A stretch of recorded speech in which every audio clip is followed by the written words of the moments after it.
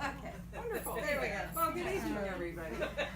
Since you are now all, or most of you, armed with a glass of bubbles, let's drink a toast to our author, Flynn Berry, whose publication day this is. Congratulations. Ooh. Oh, wow, that's delicious. Yeah, it tastes amazing. Really good. Enjoy it quick.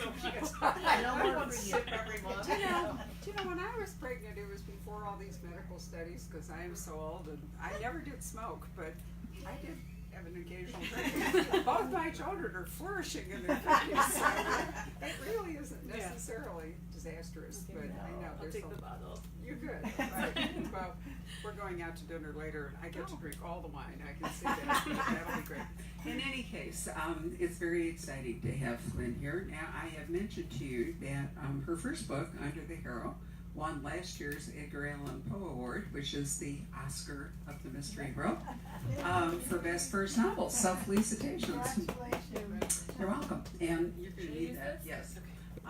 And so I read it again, so that we could talk about it a little bit before we talk about her new book, Double Life, since we didn't have a chance to talk to her about Under the Harrow. So I guess my first question would be, why are you writing British mystery and living in Los Angeles? I know. Is this working?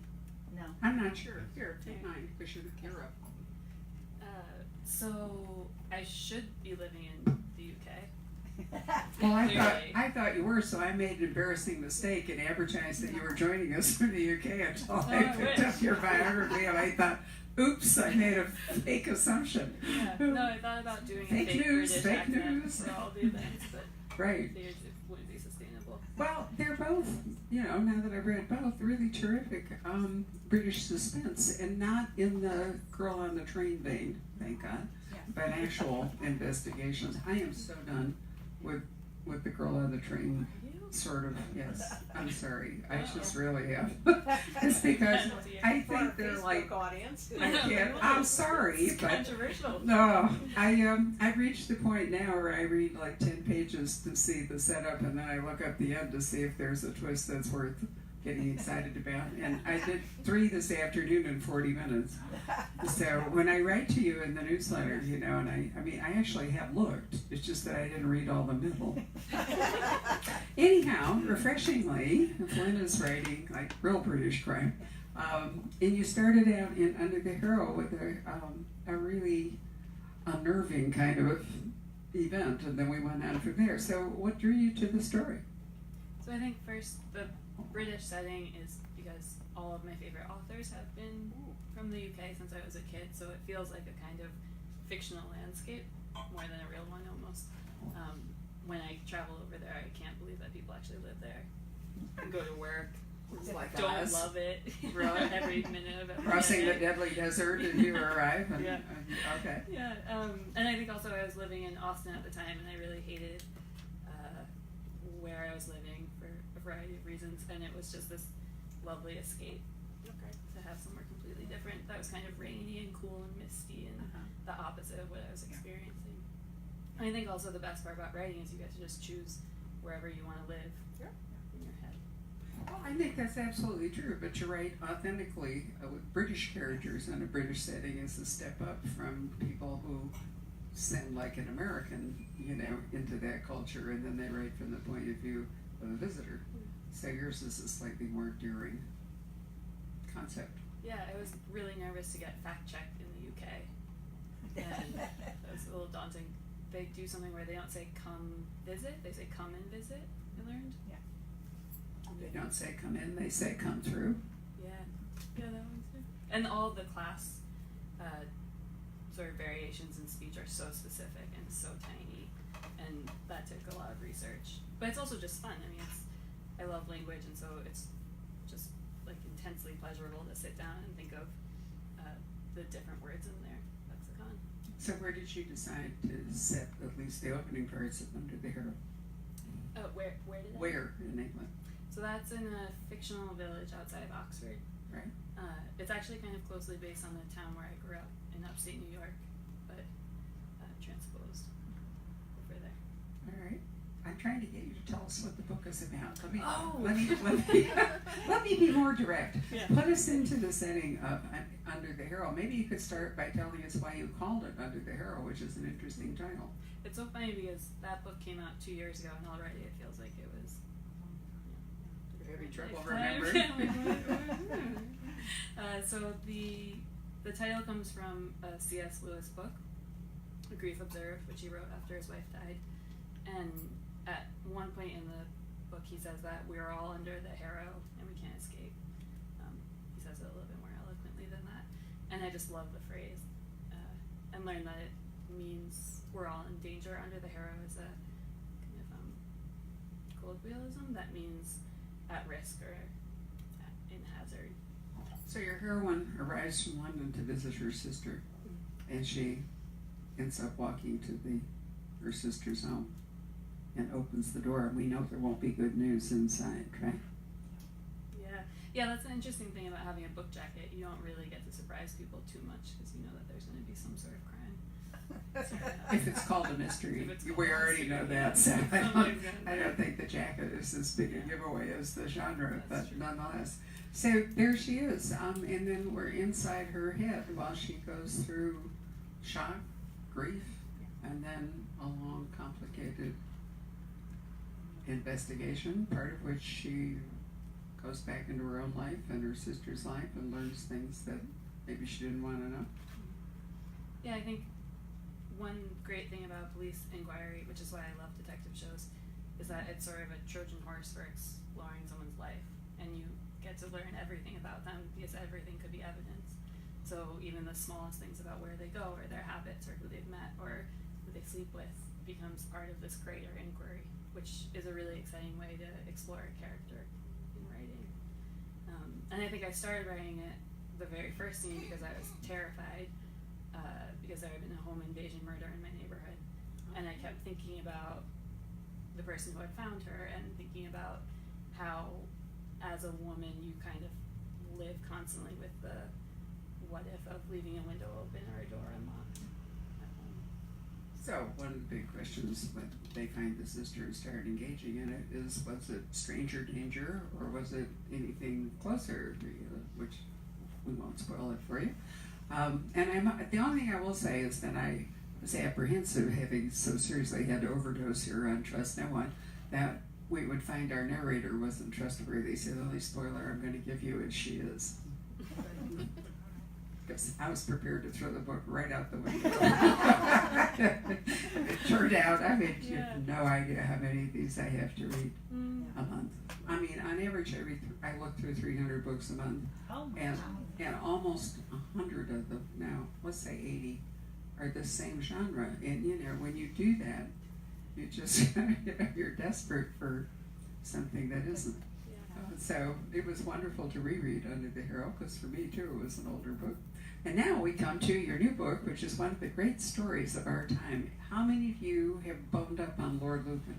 No. Any of you know anything about Lord Lucan? I remember reading something about it at the time, but I don't remember too much about the details now. I read something, but it was about 2 hours ago. So you've already downloaded it? A brain dump, Jim? Okay. Well, it's a very famous, unsolved, controversial crime. And, they're still writing about Lizzie Borden, for God's sake, So, in fact, there's a new Lizzie Borden book out yet again. So they're going to be writing about Lord Lucan probably forever. But yours is maybe the first one is it the first fictional look, do you think? So I learned after I started working on it that Muriel Spark had written a novel that was very satirical, that was based on it. I haven't actually read because I didn't want to accidentally plagiarize her. So she wrote that, I think, in the 80s.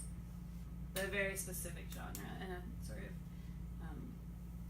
satire of identity politics. Okay. Well, you wrote an essay about Lord and Lady Lucan for Crime Reads, and when you get the newsletter or the e-news, both of which are coming up in the next day or two, I put a link to the essay that Flynn wrote about them. But you might tell us a little bit about it's a sensational crime. Yeah, it's one of the strangest crimes imaginable. And I went down such a rabbit hole of research and could have put in so much that I didn't because it just seemed too unbelievable.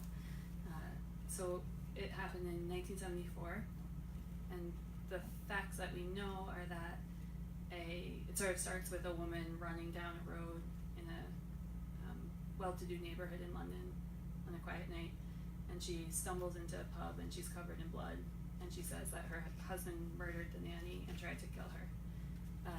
And then the next thing that we sort of know for sure is that Lord Lucan had driven to his friend's house and told her that he was innocent, and he happened to be walking past the house and seen a fight inside and gone in to interrupt it.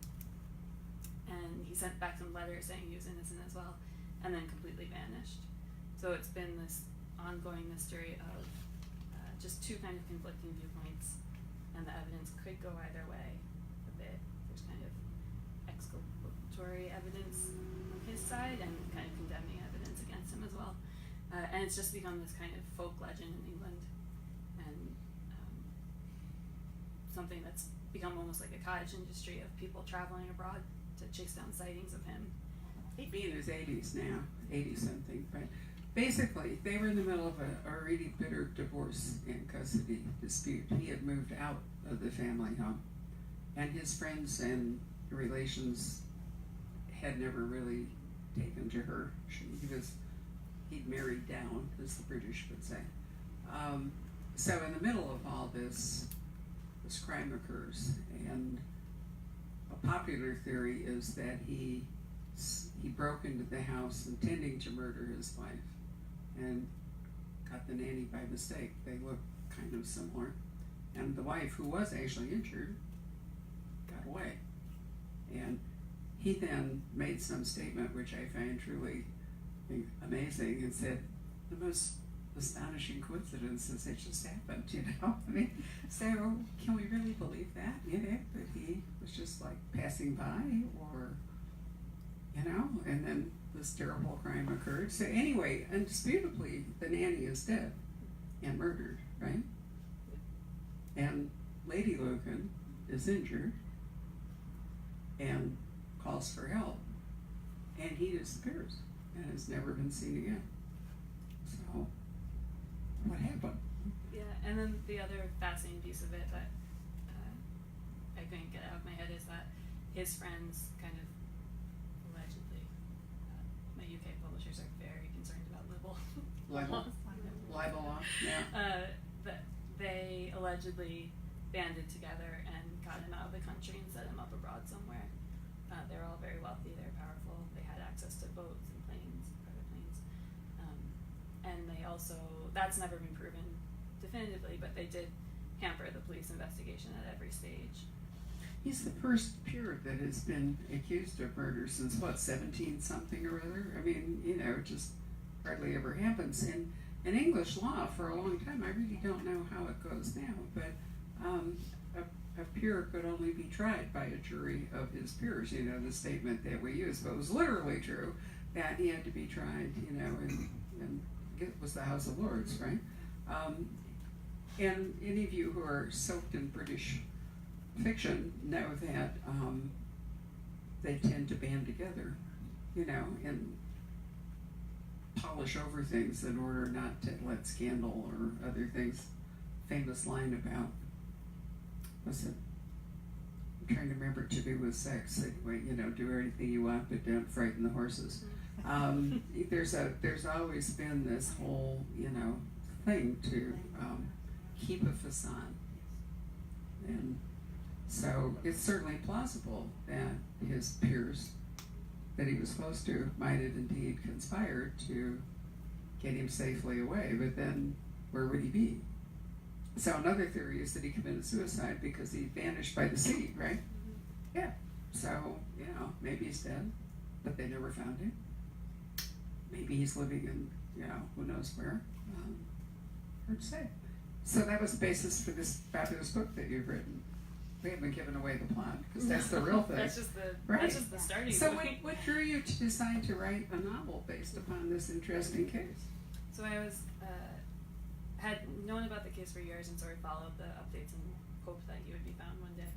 And then the summer before last, I was trying to write a second novel, and it was going dreadfully. my working title was Disappointing Second Novel.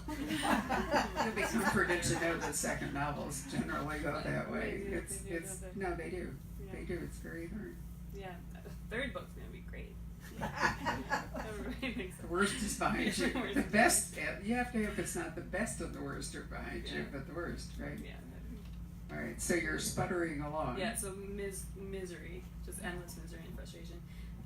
And that had been going on for about a year of sort of starting something and feeling really enthusiastic and then abandoning it because it was terrible. And then I read an article about the case and went for a walk and thought that if I didn't have to publish a book, if I was just working on something for myself, what would I want to work on? And this was it. And so I thought, okay. Because I think with the second book you think, I can't write another crime book because then I'll be categorized as a crime writer for the rest of my life. And I don't know if I necessarily always want to write crime stories. I can't write books in the UK because I did that before and I'm American, so it's ridiculous. I shouldn't write another woman narrator about my age. So you just have all of these kind of ideas in your head.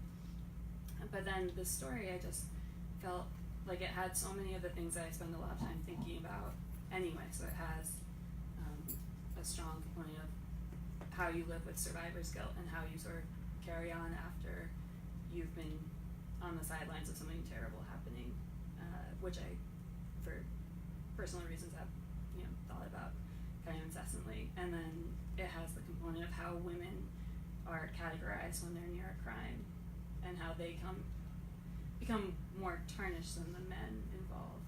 So in this case, Lord Lucan became this kind of like dashing, charismatic figure that people kind of hoped was somewhere drinking martinis, and his wife was just dragged through the mud in the press. And still, the way that she's talked about is kind of horrific to read. Everything about her personal life and her sexual preferences and things that she should have been able to keep private became out in the open. So I was fascinated by that. And then also just the kind of mystery of where is he and what happened and the satisfaction of getting to create a version of that with fictional characters. So the point of view character you choose, though, is not his wife because she'd be too old, but instead. So the narrator is a fictional version of it's a fictional woman with a father based on Lord Lucan.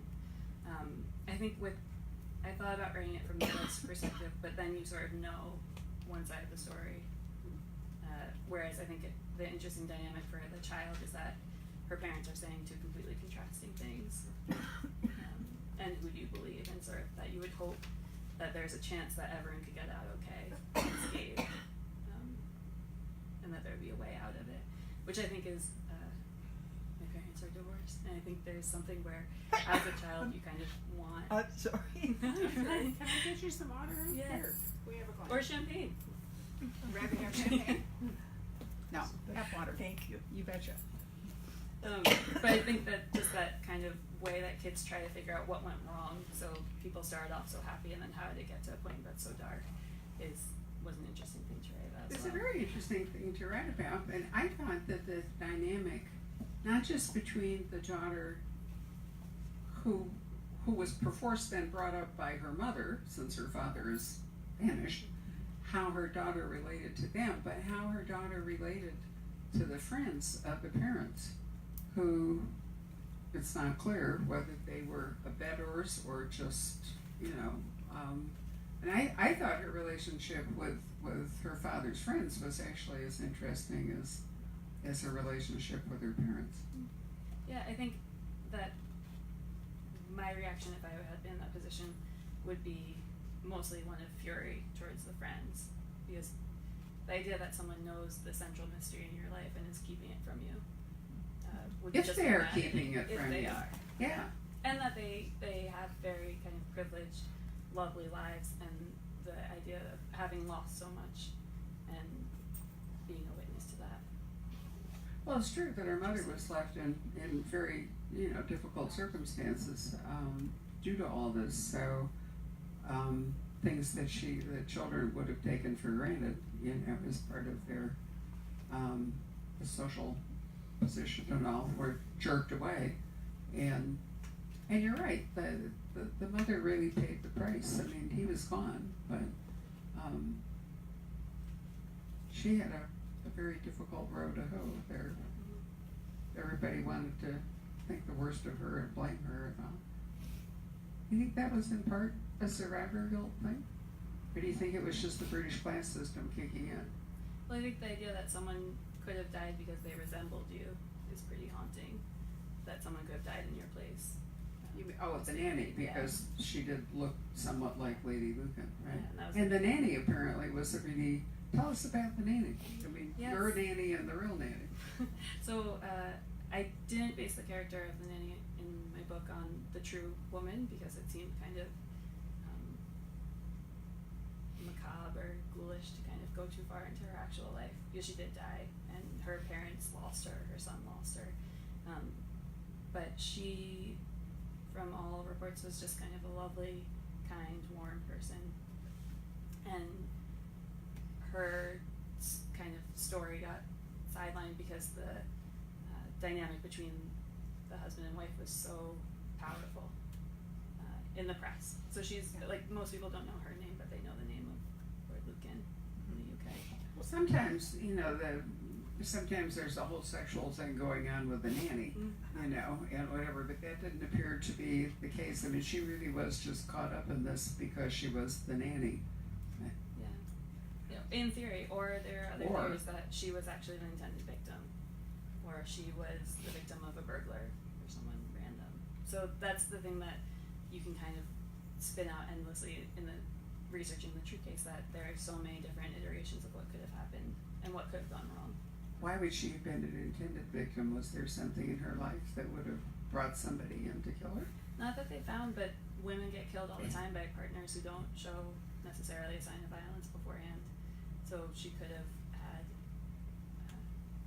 someone in her past or someone that she was seeing. Most women get killed by their partners, romantic partners, so there is that chance. Some of the papers in Britain will take things to all kinds of extremes. Well, I mean, but a really interesting question is just speculating, you know, if the nanny was killed by somebody related to her, why did Lord Lucan run? Yeah. Yeah, and then that's the idea that if you're innocent, you leave the scene, but then people do panic and they do make terrible decisions. People leave the scenes of fatal car crashes when they know that they're going to be charged with a crime for having done that. Panic. In other words, this is never going to be resolved, right? Absolutely never. So it's still an open case. So the Met Police are still treating him as a wanted murder suspect. People are still looking for him. I think the bounty, if a journalist found him, would be huge. So. Well, you know, with facial recognition software, or even DNA, you know, there's some possibilities that if he is still somewhere, that they might tag him before it's all over. Yeah, or once a certain generation has died, someone who knew the truth might tell it because nobody can be hurt anymore. That's my main theory. May come out in 10 years. So it's really an interesting thing. You've written a novel, you've written fiction about an actual thing, and yet the truth in your novel may be completely overturned at some point by the, you know, solving the real crime. Yeah. Although your book will still be true. Yeah, I think that's why the book veers away from the true case hugely. So the characters are completely fictional. The relationship between the narrator and her brother is completely fictional. Because I think anytime you write about a true event, what are you adding that someone could not get just from reading about it in the news? So it has to be its own work of fiction on its own as well. You know, I was thinking about this today because we have an author coming later in August who has written a book about the kidnapping of Sally Horner, the 11-year-old who was bamboozled by a 50-year-old man who claimed he was an FBI agent and stolen away, and became the basis for Lolita, the Nabokov novel. And then at the end of September, Sarah Weinman has written a true crime book about the same case. Why they have come together a month apart, I have no idea. It's funny because it's not often when that happens. There's like a significant anniversary or something. It'll be like the 100th year of, you know, or whatever. this is one of those weird publishing things, you know, we're just out of the ether. Two people had written a novel or a real investigation about something probably none of us have actually thought about forever, because it was in, what was it, in the 40s? It was a long... Patrick, do you remember when the Sally Horner kidnapping was?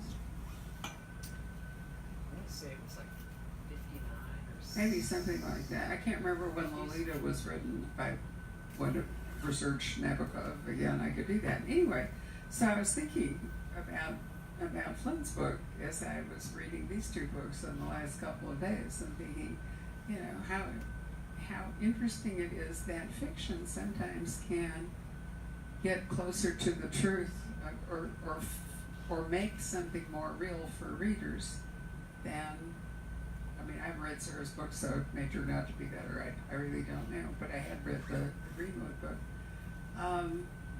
Maybe the only way we can really talk about those kinds of things today is through a novel, because we can't know what they all thought. Yeah, and I think the important thing is sort of getting the emotional truth behind it, so figuring out what is actually psychologically going on in a hypothetical scenario.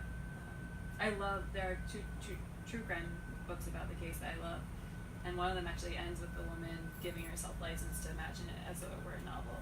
Oh yeah? Which is interesting, because you can tell that she's just so frustrated that she can't say definitively this is what happened, this is what was in their minds. So she says, you know, like, let's set the scene and imagine it fictionally. Well, your books had a wonderful reception. You've had all kinds of, I'm trying to remember, do any of you follow our Twitter feed? No, you're all looking blank. Okay, well, anyway, I do. Since I don't know how to tweet, I can at least read it. And there have been any number of tweets about what the New York Times has picked this as one of the, you tell us, you've probably been reading about it. I can call my mom and she can. Call your mom and she'll... I'm like, okay, well, so there's this and then there's yeah, so it was chosen as a New York Times Editor's Choice. A New York Times Editor's Choice, okay.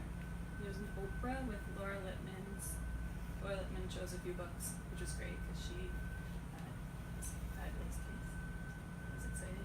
So it was an Oprah, Laura Lippman picked your book as part of something she did for Oprah. Wow. Yeah. Okay. Well, you were featured on Crime Reads, you know, which was wonderful. So that's all very exciting. Do you think, was this story in particular, do you think some of this is a fallout from the Edgar? Do you think people are looking at your book with more attention because of the award? It's hard to tell because publishing is just kind of a nightmare that you try not to think about when you're falling asleep at night as much as humanly possible. Because either it goes well and you feel like a fraud, or kind of vaguely embarrassed or uneasy, or there's always more. So there could be, you know, there are any number of kind of accolades that you can get when a book comes out, and you're not going to get everything. So if you start thinking that way, or checking your Amazon page, I think you'll lose your mind. So I don't know. I think the Edgar definitely helps because it's such a strong community, and thriller writers in particular seem very supportive of one another. Mm-hmm. And there's a lot of sort of congratulations and kindness and generosity in that community, which I think is different than literary fiction. So I think it helps. That's an interesting insight, which I agree with, having, you know, hosted so many different kinds of writers. I think you're right. It's a very supportive community, which is wonderful. So what do you think you're going to do for your third act? So I'm trying to finish it before I have a baby, which is in September, so got about a month. And I'm working on a novel that is, again, not sort of strictly crime or literary, but somewhere in between. Is it American or British? Do we at least know that? No, I can't. You don't want to tell us any of that? It's Oh, on no. the jinxing phase. Okay, well, no, that's perfectly fair. So, do you all, any of you have questions that you would like to ask Flynn? That's all right, Patrick, I think we could leave it on for a little bit longer. Sure. Yes, ma'am. You mentioned that you were having a tough time getting going with the second novel. Was that before all the Edgar stuff started? Did that make it more difficult for you, do you think? So that was. Could you repeat the question? Oh yeah. So the question was if the terrible, terrible phase of trying to write a second book was after the Edgar Award or before. It was actually from when I delivered the final manuscript through about 2 months after the first book was published. So it was before anything had happened. Yeah. I just wondered if that, made it more difficult for you. No, that was actually, I was kind of halfway through the second book by then, so that was just lovely. Just icing on the cake. Yeah, exactly. However, it has happened historically that the pressure of winning an award has paralyzed some authors. One of my all-time favorite writers, Nashville Brit, Sarah Caldwell, never really got past winning the Anthony Award. It just froze her because she thought that she would never really live up, to the expectations that people now had. So for some people, it can be a real two-edged sword. If you have an initial bestseller, think about, Gone with the Wind. Never wrote another book, or To Kill a Mockingbird. If only she'd never written another book. But she didn't intend that book to ever actually be, published, right? I think it can be, it can actually be a hurdle that is difficult to overcome. Yeah. A bestseller or an award-winning book or whatever. But then I think there are also people like Kay Atkinson or P.D. James or Ruth Randall that you see who are just getting better and better and better. And I've always felt like I don't feel satisfied at all with my first book. I'm sure I could have kept rewriting it endlessly. So I don't think it was something where I'm worried about not being able to achieve. Good. Excellent. I'm hoping I'll just get there. Anybody else have a question? Well, was the wife injured? In the real life story, was she? Yeah, so she was beaten pretty horrifically. Did she get a look at who did it, or what? So she says it was her husband. She says it was him. And then the kind of mitigating circumstances are that it was dark. She had been hit on the head. She may have wanted to frame him for various reasons. Yeah. But yeah, she was beaten, and the part that I couldn't get out of my head was that at some point her assailant reached his hand down her throat and scratched the inside of her throat, Oh my. which is one of those things that you read and it just seems so visceral and so intimately awful. That a stranger might not really have gone to those extremes. Yeah. Right. I never got past the fact that he disappeared. I would have thought then he would have stood his ground had it not been him. It just seems after all, he was privileged. He was a lord. I don't know that he would have just assumed that somehow or other he'd get railroaded if he were innocent. But that's just speculation on my part. I didn't know him. Maybe he had a perfectly weak character and terrible history and thought he'd be nailed, even though he hadn't done it. It's really hard to know. Also, we don't know if he was sober. Mm-hmm. He might have been. There was a lot of drugs and drink going on among, and it's possible that, he could have been under some kind of influence. You'd almost like to think he was, if it were him, right? Yeah. Well, one of his friends also says that it's a strange crime because if he planned in advance, that's one thing, but you can't plan to go berserk. And the crime was so frenzied and so over the top that it does seem like this odd thing of if you're calculating that you're going to kill someone, you wouldn't do it then in this kind of frantic, frenetic way. So yeah, that's why some people do think drugs or alcohol were involved. Well, he was passing and, suddenly thought, spur of the moment because he was tanked up on something, I'll just go in and get this over with, But then, he could have mounted some kind of insanity defense and it just all, it's irrational, right? Yeah. Right. Anybody else? Yeah. You mentioned the British liability laws. Mm-hmm. Will you have any trouble publishing this book in England? So it got a legal review, which was very, very detailed. And I think it's okay because the characters are fictional. So they share, the crime is based on the true circumstances, but the characters aren't. Okay. Which seems like that's enough, hopefully. But yeah, that's one of the things that when you're falling asleep at night, you're like, am I gonna go bankrupt? Because it's Well, you can't actually libel the dead. Lady Lucan is dead, and presumptively Lord Lucan is dead, but they don't know that. I So. read this afternoon he was declared dead about 3 years ago. Yeah, he was declared dead so that his son could inherit the title and the place in the House of Lords, but he's still also on Interpol and the Met's Oh. sort of wanted list.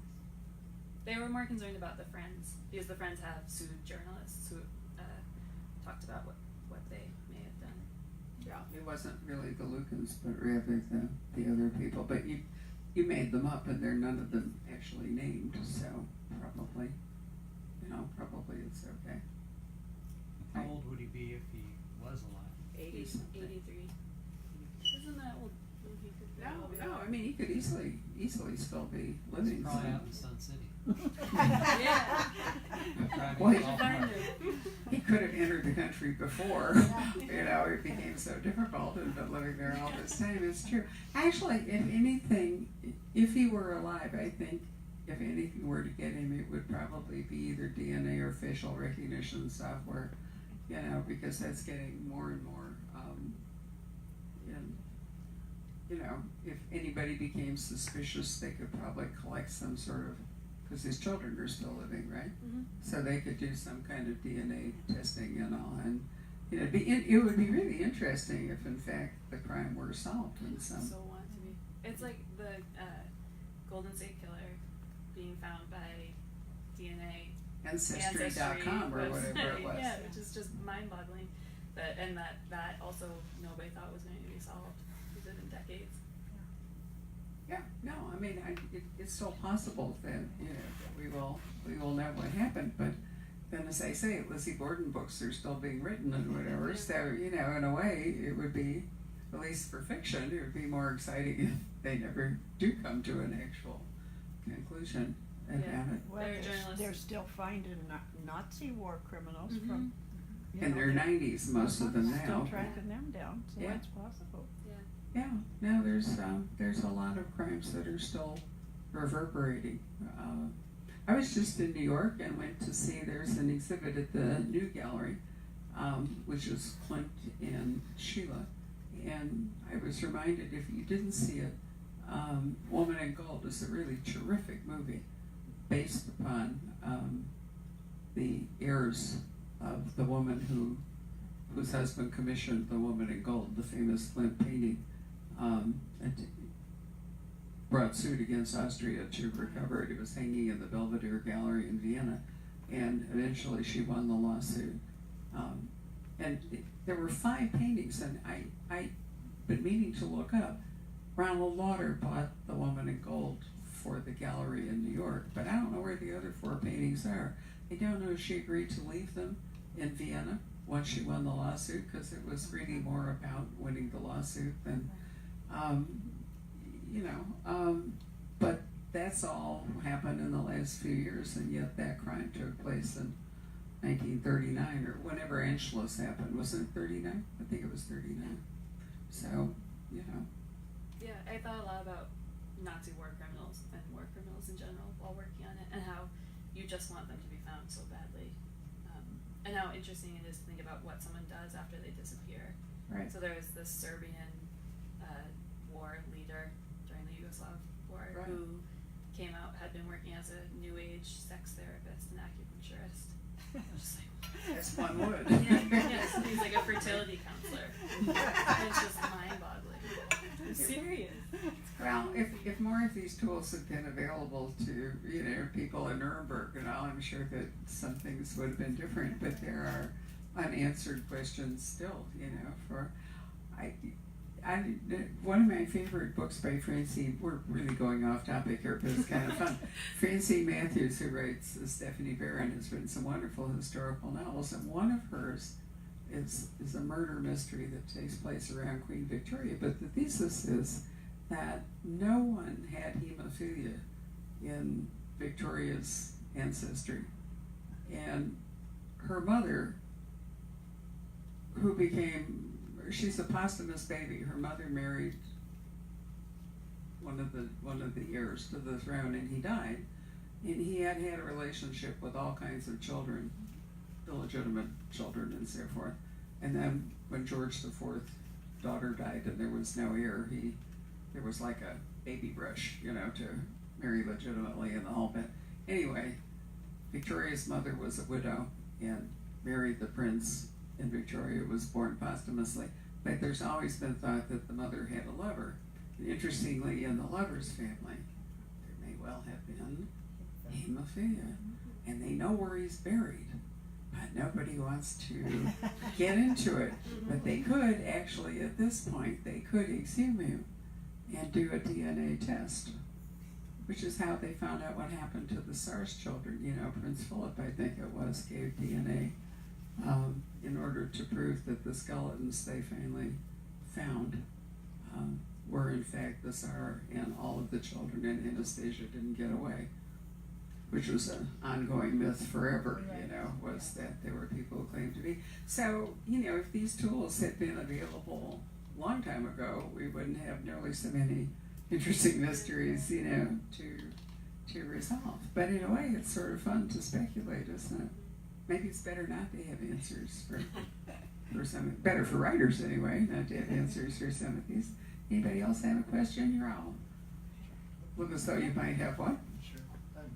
I listened to the audiobook for Under the Harrow, but I have yet to read the book.